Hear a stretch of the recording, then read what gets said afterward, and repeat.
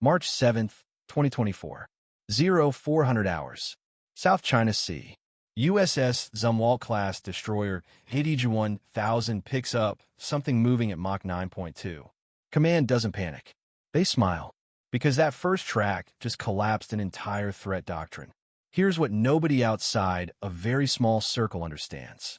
Hypersonic missiles were terrifying for exactly one reason. Invisibility. Not the kind you see in movies. Physics invisibility. When something moves faster than Mach 5 in the lower atmosphere, it rides a shockwave so violent it ionizes the air around it. Creates a plasma bubble. That plasma absorbs and scatters radar waves like a black hole swallows light. Your track disappears. Your targeting solution evaporates. Your intercept geometry becomes guesswork. And in naval warfare, guesswork gets you sunk. For 15 years, that plasma sheath made hypersonic missiles the ultimate ship killer. Chinese DF-21, Russian Zircon, Kinzhal, all built on the same assumption.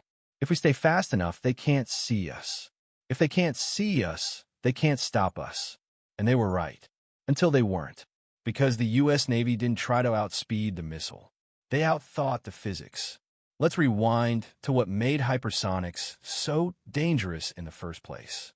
Traditional anti-ship missiles, your Harpoons, your Exocets, they cruise at Mach 0.8. Subsonic. You see them coming from 100 miles out. You have minutes to respond. Launch countermeasures. Fire interceptors. Turn the ship. Hypersonics compress that decision window from minutes to seconds. A DF-21 launched from 800 miles away reaches your ship in 6 minutes. But you don't see it for the first 4. You get a 2-minute warning. Maybe. Now do the engagement math. Your SM-6 missile, the Navy's primary air defense interceptor, needs 90 seconds from launch to intercept altitude. Add 10 seconds for threat confirmation. 15 seconds for firing solution upload. 20 seconds for crew reaction and approval. You just burned 2 minutes and 15 seconds. You're already 15 seconds dead. That's the nightmare scenario that kept admirals awake from 2012 to 2024. And that's exactly why the Navy stopped trying to make faster missiles and started building a different kind of grid. They call it the Integrated Fire Control Network Hypersonic, or IFCH. Stupid name. Brilliant system. Here's how it cracks the plasma problem. Hypersonic missiles don't stay hypersonic the whole flight. They can't. Physics won't allow it.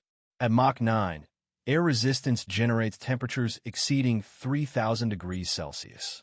The missile's nose cone becomes a cutting torch. Fuel burns faster. Guidance systems cook.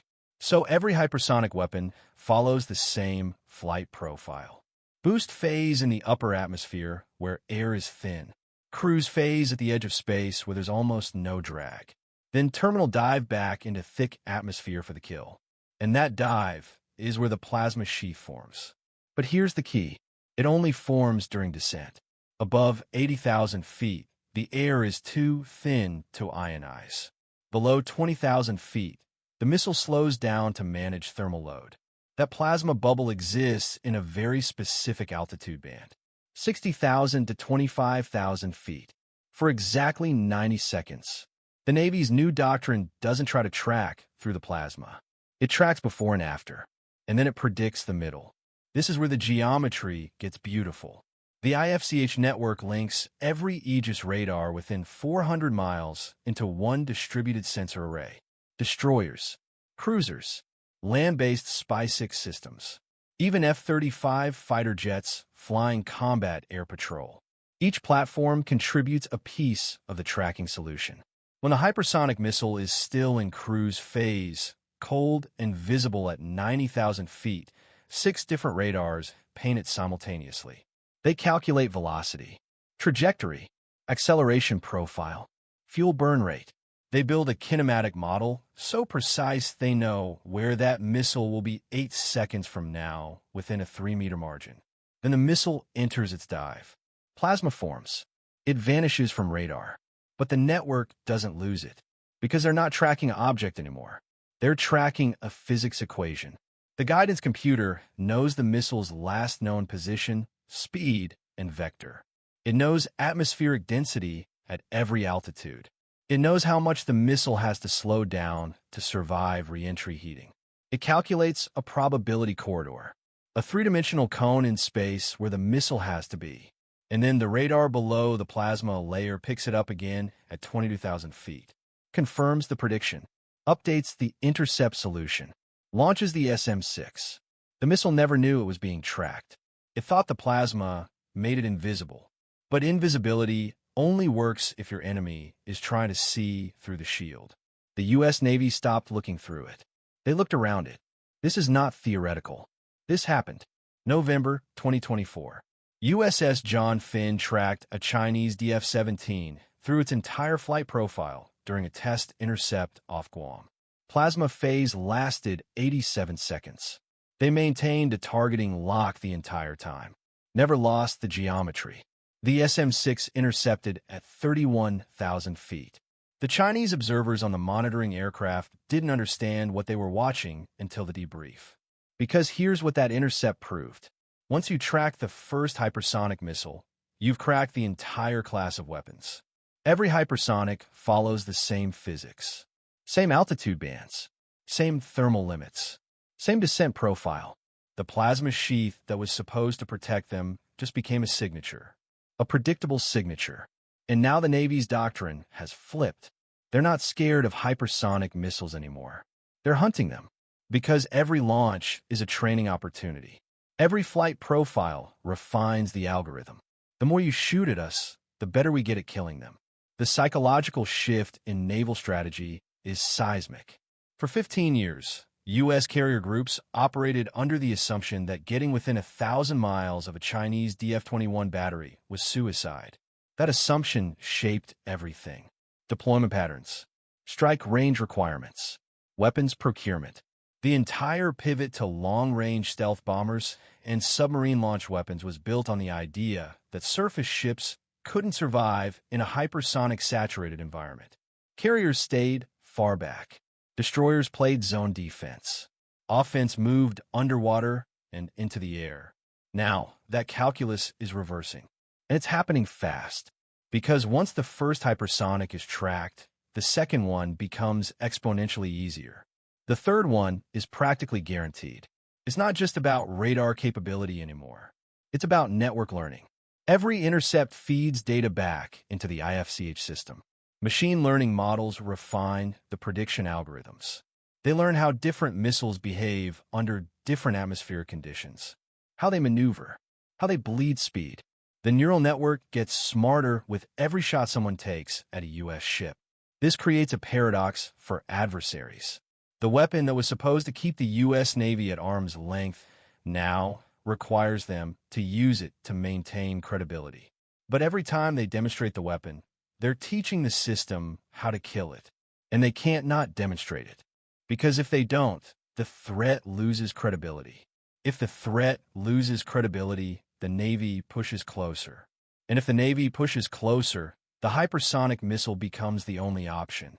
It's a logic trap with no exit. Let's talk interception mechanics, because this is where engineering becomes poetry. The SM-6 missile is not new.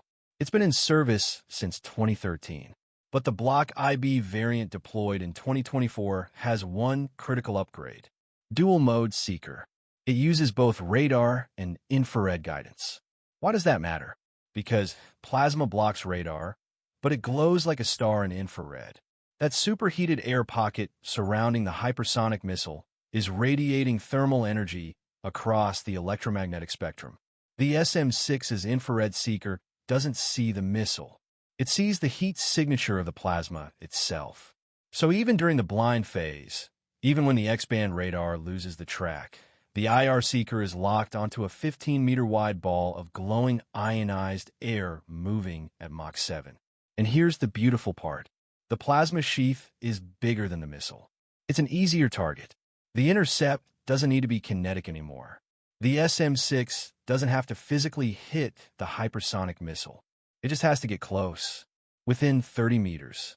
And then it detonates a focused fragmentation warhead that throws tungsten pellets into the plasma bubble at controlled angles.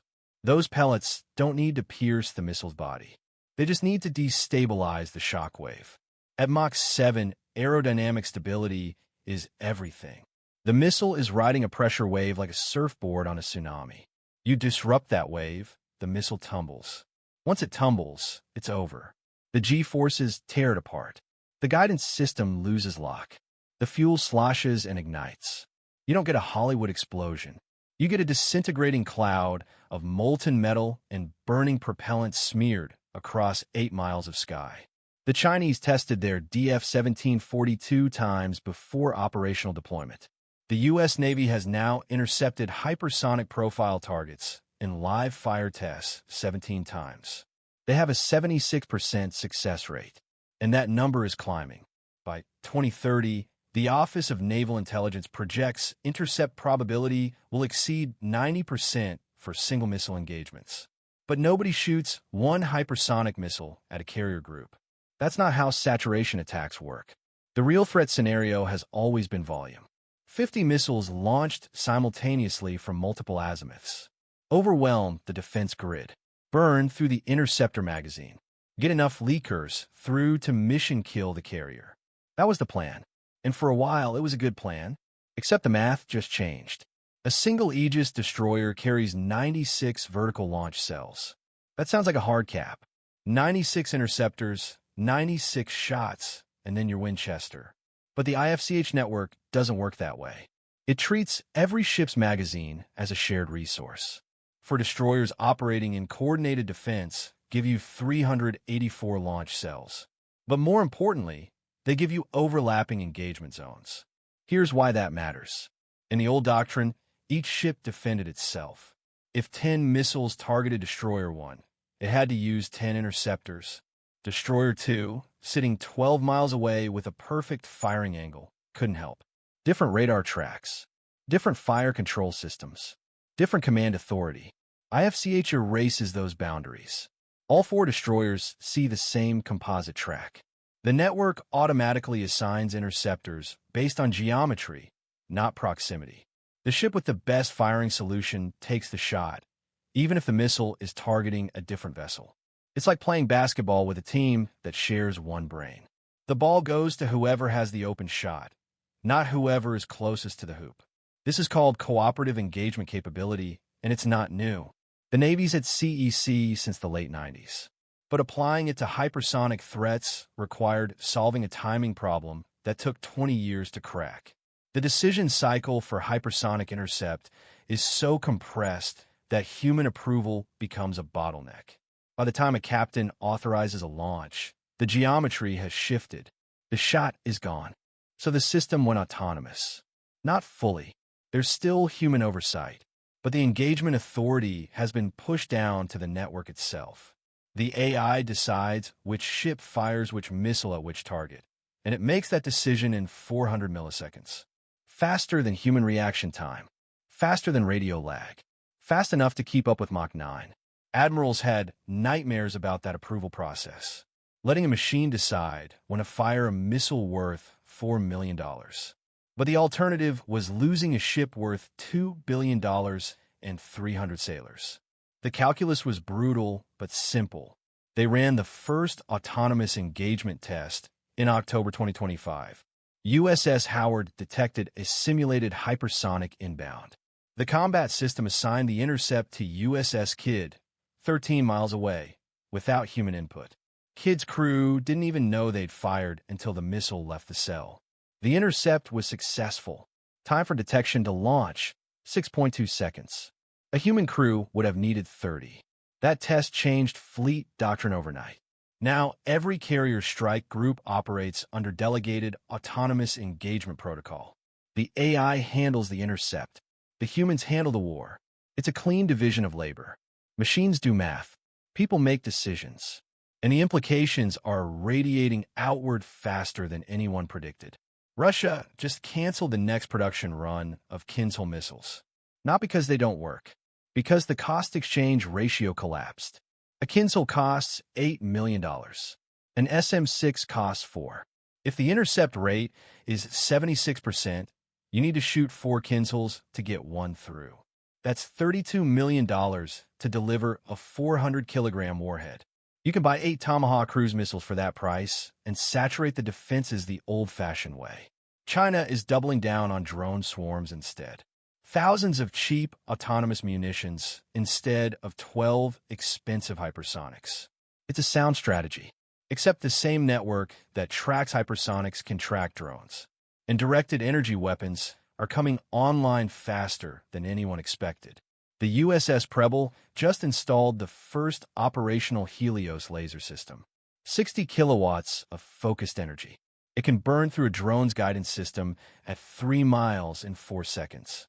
Recharge time, 6 seconds. Effectively infinite magazine.